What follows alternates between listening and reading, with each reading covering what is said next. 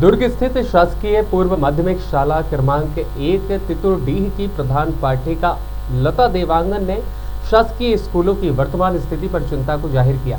उन्होंने बताया कि जिस प्रकार अभिभावक निजी स्कूलों की ओर रुख कर रहे हैं, उससे शासकीय विद्यालयों की स्थिति दयनीय होती जा रही है। उन्होंने यह भी कहा कि शिक्षकों को भी अनेक युक्त कारणों के चलते कई समस्याओं का सामना भी करना पड़ता है, जिससे कि गुणवत्तापूर्ण शिक्षा देना चुनौतीपूर्ण हो जाता है। लता देवांगन ने समाज से अपील की कि शासकीय स्कूलों में पढ़ने वाले बच्चों को आगे बढ़ाने के लिए उन्हें सहायता और प्रोत्साहन प्रदान किया जाए, ताकि वे भी भविष्य में सशक्त नागरिक बन सकें। दुर्ग के इस वक्त हम एक शासकीय स्कूल में मौजूद है। शासकीय स्कूल का नाम है शासकीय पूर्व माध्यमिक शाला तितुरडीह क्षेत्र क्रमांक 1। हमारे साथ यहाँ स्कूल की प्राचार्य मौजूद है। प्राचार्य श्रीमती लता देवांगन जी मौजूद है। जिस तरह से अभी इस स्कूलों में जिस तरह से अभी मामला चल रहा था युक्तिकरण को लेकर, इससे कितना प्रभाव पड़ा है और जो स्थिति अभी शासकीय स्कूलों की है, जिस तरह से आत्मानंद स्कूल अभी आत्मानंद स्कूलों की शुरुआत हो गई है, उसके बाद जो इनके स्कूलों की स्थिति है किस तरह से है, बच्चों की शिक्षा किस तरह से चल रही है, शासन की तरफ से किन किन योजनाओं के तहत शासकीय स्कूल में विद्यार्थियों को प्रशिक्षण दिया जा रहा है, उन्हें नई नई चीज़ें सिखाई जा रही है। इन सब मुद्दों पे हमारे साथ बात करने के लिए लता देवांगन जी मौजूद है। सबसे पहले हम इनका स्वागत करते हैं। सबसे पहले आपका हमारे चैनल में स्वागत है। धन्यवाद मैडम जी। मैं सबसे पहले आपका परिचय जानना चाहूँगी। आप कब से इस स्कूल में हैं और इस स्कूल में कार्य करते आपको कितने वर्ष हो गए और शुरुआत आपने कहाँ से की थी? मैं श्रीमती लता देवांगन शासकीय पूर्व माध्यमिक शाला तितुरडीह क्रमांक 1 में प्रधान पाठक के पद पर कार्यरत हूँ। मेरी पहली पोस्टिंग बतौर शिक्षाकर्मी वर्ग 2 के रूप में 2005 में शासकीय पूर्व माध्यमिक शाला मोहलई में हुई थी। उसके पश्चात 2022 में मेरी प्रमोशन होकर के प्रधान पाठिका के रूप में मैं धमधा ब्लॉक ज्वाइन की थी। ये मेरा स्थानांतरित शाला है। मैंने वहाँ से ट्रांसफ़र करवा कर यहाँ पर 2022 में ज्वाइन किया था। तब से लेकर आज तक का अनुभव यहाँ पर काफ़ी अच्छा रहा। बहुत सारी कमियाँ थी स्कूलों में। छत बहुत पुराने थे, क्लासरूम के पूरे जो प्लास्टर है उखड़ गए थे, पेंटिंग नहीं हुआ था स्कूलों में काफ़ी टाइम से। तो उस पर हमने थोड़ा सा कार्य किया। बीओ से डीओ से हमने जाकर मिला, वहाँ पर कुछ फंड वहाँ से हमने रिलीज़ करवाया और अभी जो देख रहे हैं थोड़ी स्थिति अच्छी हो गई है। और बच्चों की उपस्थिति को लेकर के मैं यही कहना चाहूँगी कि शिक्षक तो भरपूर प्रयास करते हैं यहाँ पर बच्चों को स्कूल तक लाने में, क्योंकि शासकीय स्कूल है। आसपास बहुत सारे प्राइवेट स्कूल संचालित हैं, मान्यता प्राप्त हैं, तो बहुत सारे बच्चे वहाँ चले जाते हैं। क्योंकि आजकल जो ठेला रिक्शा सब्जी बेच रहे हैं, उन लोग की भी सोच, चाहे हम कुछ भी रहें, बच्चों को अच्छा पढ़ाना है, अच्छी शिक्षा देनी है कर के वो अपने बच्चों को प्राइवेट स्कूल में भेजते हैं। लेकिन हमारे शिक्षक वहाँ से भी जा कर के पालकों से मिल कर के अपने स्कूल के बारे में उनको इन्फॉर्मेशन दे करके वहाँ से बच्चे हमारे टीचर ले करके आते हैं। तो आज के समय में दर्ज हमारे 170 के आसपास है। अभी कुछ बच्चे और आने की संभावना है।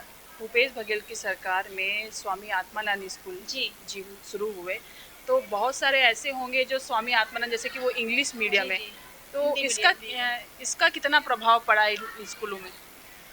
अब प्रभाव तो काफ़ी पड़ा, क्योंकि वहाँ का इंफ्रास्ट्रक्चर, वहाँ की पढ़ाई बहुत डिफरेंट है।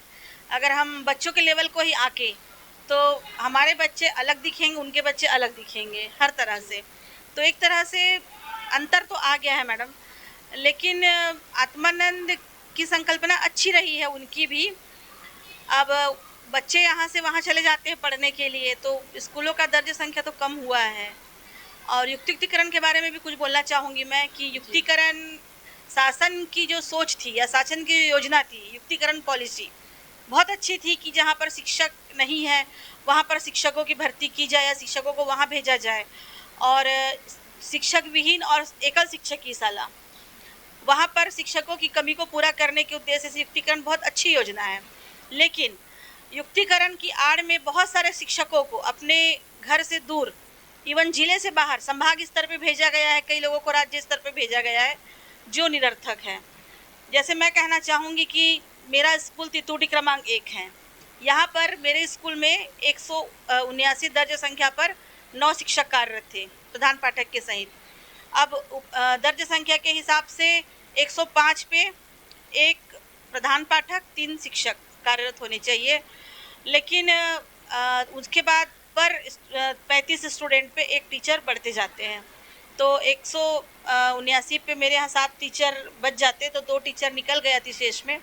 पर मेरा ये कहना है कि आसपास के स्कूल जो खाली हैं उनको वहाँ पर शिफ्ट किया जाता, उनको वहाँ ट्रांसफ़र किया जाता।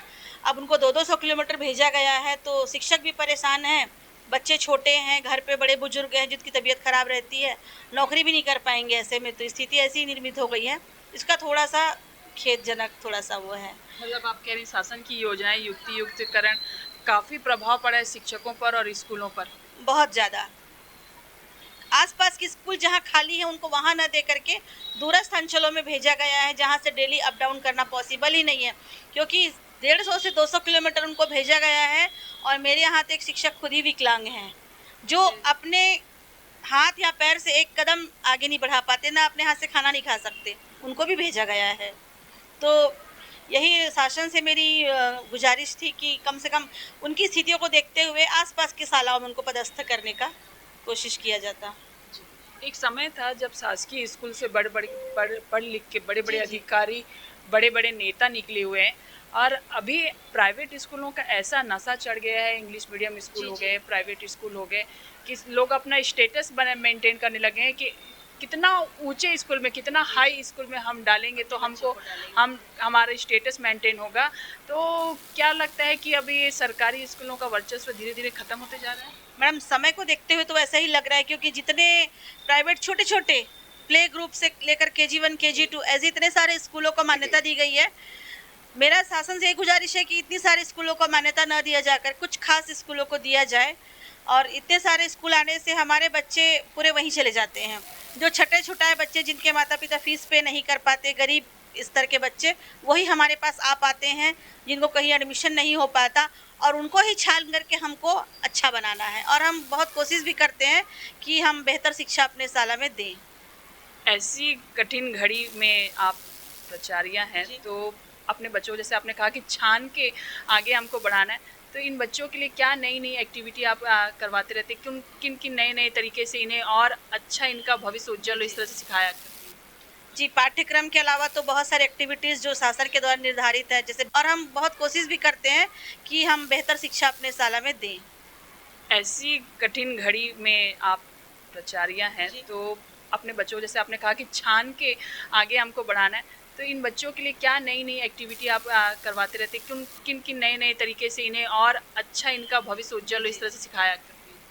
जी, पाठ्यक्रम के अलावा तो बहुत सारे एक्टिविटीज़ जो शासन के द्वारा निर्धारित है, जैसे बैगलेस डे पे सैटरडे को हमको पूरा फुल डे मिलता है, उनके लिए शेड्यूल आया हुआ है हर शनिवार को क्या करवाना है। तो उसके अलावा हम जितनी भी जयंतियाँ होती हैं, जितने भी उत्सव होते हैं, जितने भी पर्व होते हैं, जैसे नवरात्रि है, नवरात्रि पे हम यहाँ पर बच्चों का कन्या पूजन भी करते हैं, सर आए हुए थे। और हम जैसे गरबा करवाते हैं बच्चों का, मतलब हर तरह के सांस्कृतिक कार्यक्रम यहाँ पे करवाते हैं, आनंद मेला का आयोजन करते हैं। और ऐसा नहीं कि बच्चे स्कूल में आ गए तो केवल पढ़ाई, ऐसा नहीं है। मैं भी खुद क्लास लेती हूँ 2 पीरियड।